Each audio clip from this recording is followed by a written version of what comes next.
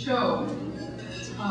She has a long and distinguished resume, and I think she's regarded among folks who in this field as one of the most important urban experts in the field. And I'm told also to tell you that her NPR show is free to your local NPR station. So we want you to all call up your local NPR station and lobby them to pick up a show called Smart City. So with that, I'd like to have you help me welcome Carol Coletta, President and CEO.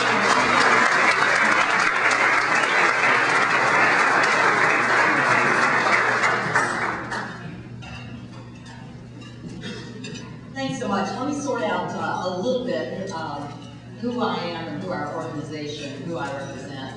I am President and CEO of CEOs for Cities, which is a national network of urban leaders that includes mayors, corporate CEOs, foundation officials, university presidents, and assorted others who are all dedicated to creating next generation cities. I also happen to do this radio show, Smart City, which we've been doing for 8 years. I never remember quite the anniversary date, but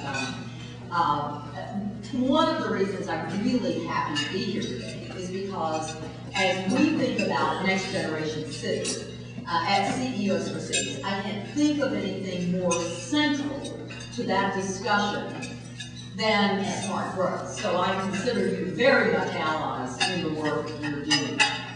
You're reading the headlines, and so am I. Stocks drop on recession fears. Circuit City files for bankruptcy. Starbucks closes hundreds of stores. GM stock at 65-year low. And that was just one day on one website. So I think this discussion today that we're having is amazing. I mean, what are we doing here? We're showing America how to recapture value out of something as mundane as land use. It doesn't require some big bailout. It doesn't require Congress and the president to have some major confab. It doesn't require us to go fight an enemy or support an enemy on foreign soil. What it requires is something pretty simple, and that's better decision making about how we use land. Now, given the enormous challenges that face our nation, this one, better decision making around land use, sounds pretty easy by comparison. Surely we can get this one right.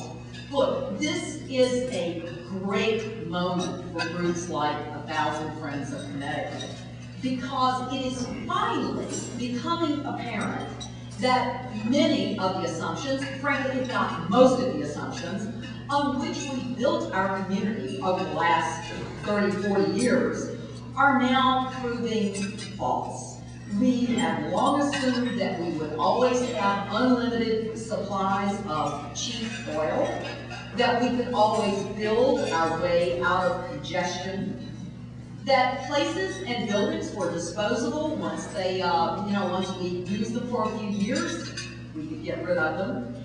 We always assumed that Americans with financial choices would never give up their cars or their backyards. We figured that consumption was good. We assumed that being cheap was far more important than any other quality, any other value our communities could. People did move, that they moved for jobs, that homogeneity had no downside, and that people would never return to old, decaying, vacant inner cities, and who cared anyway, because core cities no longer matter.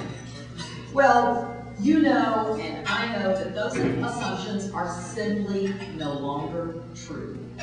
The new realities look more like this. Gas is expensive, it's gone down a bit, but we all know it's going back up. And it's going to go up sooner than later. Most people think that we've reached and passed peak oil. We can't build enough highways fast enough to significantly reduce time spent in traffic. We know now that places and buildings matter, and it's important to get them right the first time. Transit ridership is at its highest since the car became popular, and empty nesters are downsizing just about as fast as they can, getting rid of the extra bedrooms and the extra backyards to find homes that they can lock and leave when they get ready to do so. We've learned that too much consumption is in fact wasteful. A little savings is a good thing, and too much consumption in fact kills the planet. We know now that labor, which for 40 years was plentiful because baby boom generation was so very big that women were entering the workforce in record numbers, and we were graduating more people from college than ever before. We know now that all of those trends that have driven the labor force in the U.S. are now flattening out or even turning down.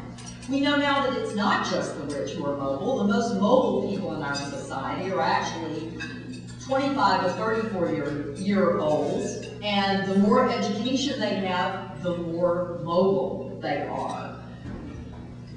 We know too, it's not just about jobs. That's not necessarily why people move, and it's certainly not about being cheap. If you look at what happened from 1990 to 2000, it's interesting. 16 of the top 50, I told you that the most mobile people in our society are educated 25 to 34-year-olds. Here's what happened. In that decade, 16 of the top 50 metro areas gained 25 to 34-year-olds. What does that mean? That means 34 of the top 50 metro areas actually lost 25 to 34-year-olds. And look at where they're moving. They're not moving to cheap places. They're actually moving to high-cost places. Smart people want to be around smart people, and young people are more mobile than ever. It's also interesting to note, we've done, at CEOs for Cities, we've done a lot of, I've conducted myself, oh gosh, I don't know, 60 or so focus groups with college-educated 25 to 34-year-old recent movers. We've also done a couple of national surveys.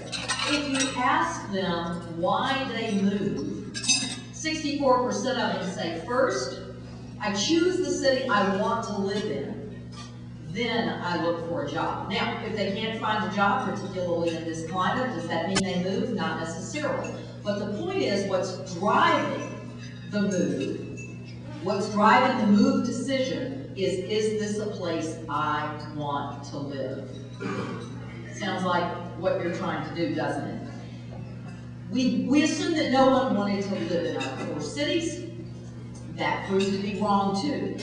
If you look at young adults, which is this coveted part of the labor force, 10% more likely than other Americans to live within a 3-mile radius of the central business district. By 1990, that had increased to 12%. By 2000, that had increased to 30%. Young adults today are 30% more likely than other Americans to live within a 3-mile radius of the central business district. It's interesting, if you look at people in creative occupations, which is a very fast-growing part of our economy, actually there are more people today in creative occupations, a lot more, than there are making planes, trains, cars, trucks, and boats. So, very serious industry. They are 53% more likely than other Americans to live within that 3-mile radius. So there's a real interest. There's a real interest today in core cities in America, those that provide a good quality of life. And the old way of thinking was, okay, so we're young people, they'll grow out of it, they want to live in the inner city. But actually, we just did a survey this year called Driven to the Brink, and it found 2 really interesting things that built on a piece of research we did several years ago, where we found that the fates of cities and their suburbs move in lockstep over time. Let me tell you what else we found in this most recent study, Driven to the Brink. You ought to go take a look at it, because it absolutely reinforces everything you're doing. Number 1, we found that houses closer to the core in cities across America were holding their value much more than homes on the periphery. The other thing we found is that if a metro area had a strong core city, then the housing prices throughout the metro area were more likely to remain strong and stable. So we're beginning to understand not only do core cities have a real pull on certain parts of, certain very important parts of any community's labor force, they also have a particular effect on the stability, the price stability of a community, and those are important points. So here's the point. The old assumptions are under assault, and there are new realities at work here. The problem is, I think our strategies of community making, community building, have not quite caught up to these new realities. And sometimes, and we all know this, our leadership hasn't quite caught up to these new realities either. There are a lot of things, I think, driving the return to cities. I've already talked about a couple of them. Lately it's been the high cost of gas, but even before gas prices began rising, again, we were seeing the return of people to cities. And again, you're seeing that when you look at that 10%, 12%, 30% jump by 2000, and we think it will be even greater in 2010, you realize that there's something churning here. There's something at work that is different fundamentally than what we've experienced over the last 50 years. People have come back to cities looking for convenience. They want to cram more into their day. They were looking for, I think, a certain vibe and for community with peers and neighbors. They came back to cities to find something they couldn't find anywhere else. What's interesting, this is very interesting, what 10 years ago seemed really exotic, moving back to the city, is now widely accepted. We did a national poll earlier this year with Celinda Lake Research Partners, and we found that Americans in great numbers, Democrats, Republicans, city dwellers, suburban dwellers, all believe now that strong cities are essential for a strong America. Now, I know that's not the message you heard in this campaign. In fact, I don't know what, the real Americans are in small towns, people in cities are not patriotic.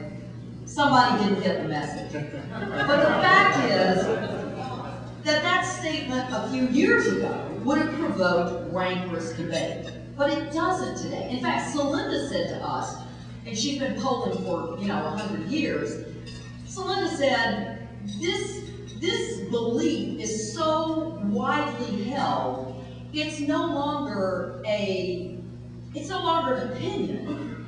It's a widely shared value among Americans.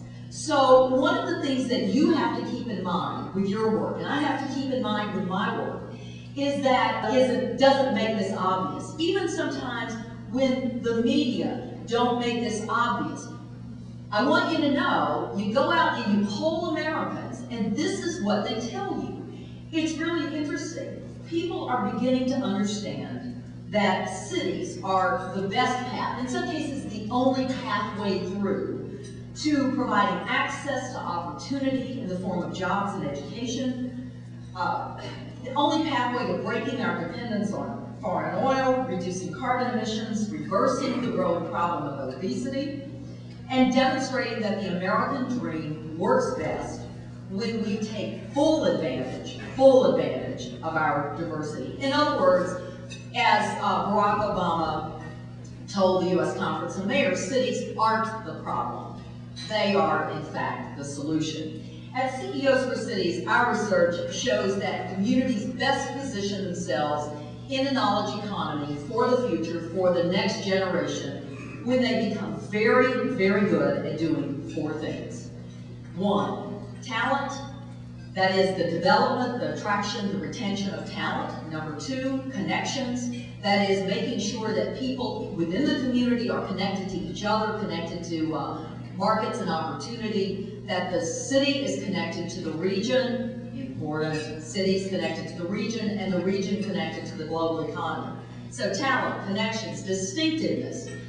Communities have to understand how they are different and then have the confidence to capitalize on those differences. And number 4, yeah, good, thank you. I agree. This gets, do you know how little attention distinctiveness gets? It really just flies in the face of everything we've been doing with our economy and our communities, right? Mergers, acquisitions, consolidations, franchises, et cetera, et cetera. Follow the big, you know, what is the, every industry has a herd mentality. I was in banking, every industry has a herd mentality. But boy, there is no bigger herd than the one that, in economic development. You know, if it worked in one city, it's gonna work in every city, right? There's a problem with that. As Mayor Daley said at our national meeting last week, you know, he told our urban leaders who were there, he said, look, I did Millennium Park, don't do Millennium Park. Yours is just going to be a pale imitation of mine. Go find something else to do that you can be special and be distinctive. And then finally, the 4th item is innovation, and that is developing the capacity for innovation throughout a community. So innovation every day in every way. So talent, connections, distinctiveness, innovation, these we believe are the dimensions on which cities succeed, and that's why we call them the city vitals. Now, I have to tell you in this list, talent is the first among equals. And our proxy for talent, because you gotta measure it some way, is college attainment.